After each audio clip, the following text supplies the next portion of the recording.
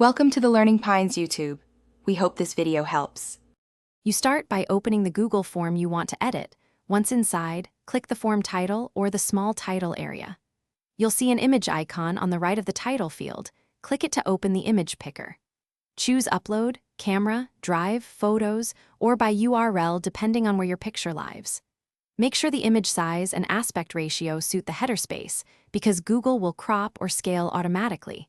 This prevents surprises later. Once you've opened the picker, choose the source of your picture. Upload is fastest for local files, Drive for shared assets, or URL for hosted images. After selection, use the crop and reposition tools so key content stays visible. Make sure important text isn't near edges.